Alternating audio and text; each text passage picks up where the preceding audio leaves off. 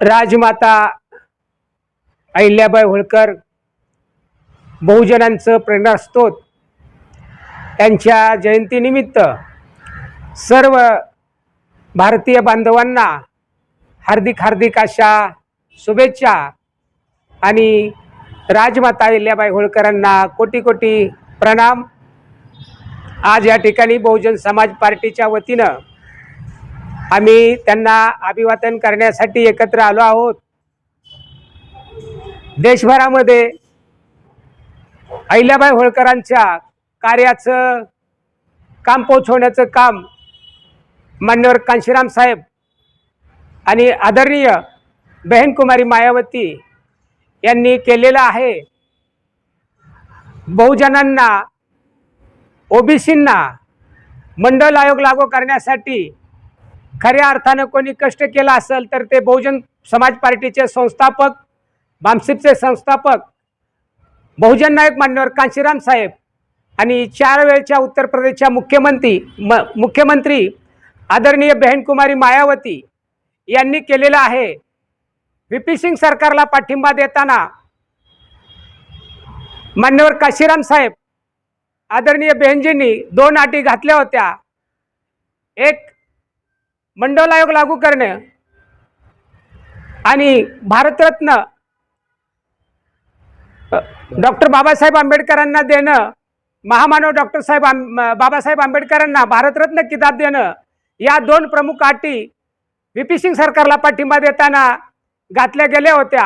आणि त्यावेळी बहनजी माजी मुख्यमंत्री आदरणीय बहन कुमारी मायावतीजी यांना केंद्रामध्ये मंत्रिपद मिळत असताना त्यांनी ते मंत्रिपद त्या ठिकाणी नाकारलं आणि ह्या दोन्हीही अटी मान्य करून घेतल्या आणि खऱ्या अर्थानं त्यांच्यामुळेच मंडल आयोग त्यावेळी लागू झाला। आपण जर बघितलं तर भाजप आज केवळ आवा आणत आहे, परंतु उत्तर प्रदेशामध्ये बीजेपी सरकार आहे आणि त्या ठिकाणी मणिकर्णिका घाट या ठिकाणी अहिल्याबाई होळकरांच्या मूर्तीची अक्षरशः मोडतोड केली गेली, भाजप सरकारकडूनच ती केली गेली आणि त्या ठिकाणी त्यांची विटंबना करण्यात आली। अशाच प्रकारे सगळीकडे बहुजन समाजामध्ये जन्मलेल्या संत महापुरुषाची विटंबना भाजप सरकारमध्ये होत आहे। तसेच मूळ ओबीसी जो आहे त्याच्या सत्तेमधला वाटा त्यांना कधीच मिळू दिला नाही।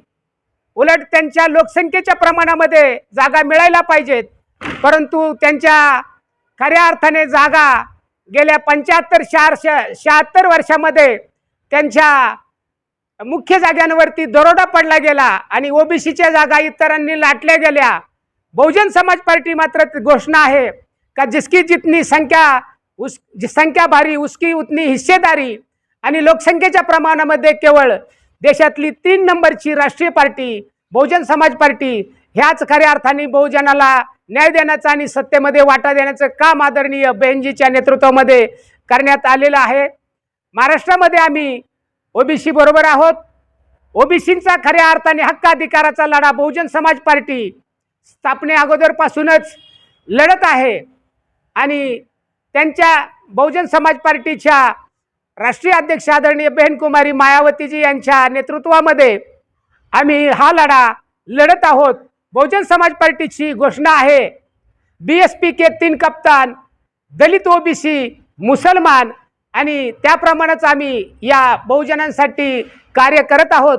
महाराष्ट्रामध्ये प्रदेशाध्यक्ष आदरणीय सुनीलजी डोंगरे साहेब, प्रदेश प्रभारी आदरणीय रामचंद्रजी जाधव साहेब, प्रदेश महासचिव आदरणीय किरणजी आल्हाट साहेब आणि झोन प्रभारी आदरणीय राज चव्हाण साहेब यांच्या नेतृत्वामध्ये नगरमध्ये आम्ही ही बहुजनांची मोठ बांधून बहुजनांची हिस्सेदारी कायम करण्यासाठी, त्यांच्यावरचे अन्याय अत्याचार दूर करण्यासाठी निश्चितपणाने आम्ही लढत आहोत आणि लढत लावू। जय भीम, नमो बुद्धाय, जय भारत।